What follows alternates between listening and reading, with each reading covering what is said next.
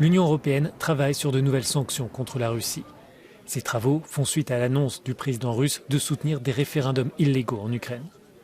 Ce nouveau train de mesures devrait cibler des secteurs spécifiques comme l'aviation. Il pourrait aussi interdire l'exportation de technologies nécessaires à l'industrie russe. Enfin, plusieurs personnalités pourraient être ajoutées à la liste noire européenne. Pour la présidente de la Commission européenne, Ursula von der Leyen, les sanctions portent leurs fruits.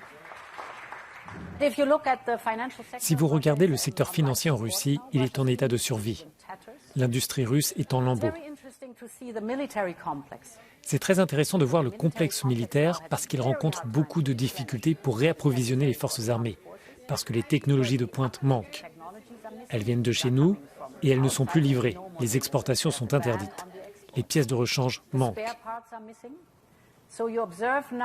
Vous voyez donc maintenant que les Russes cannibalisent leurs réfrigérateurs et leurs lave-vaisselle pour obtenir des semi-conducteurs qu'ils peuvent utiliser pour le complexe militaire.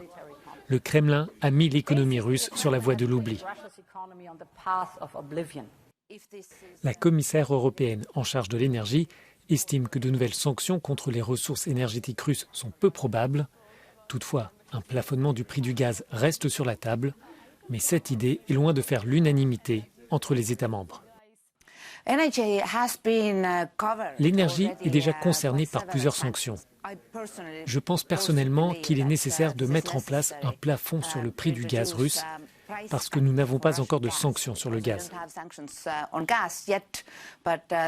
Il n'est pas juste que la Russie, qui manipule les approvisionnements, couvre partiellement la réduction des volumes par des prix plus élevés.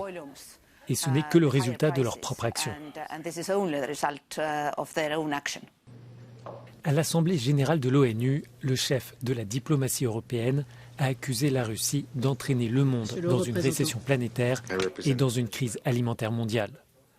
Josep Borrell assure qu'en plus des sanctions, l'Union soutiendra la Cour pénale internationale pour garantir la justice et la responsabilité des autorités russes.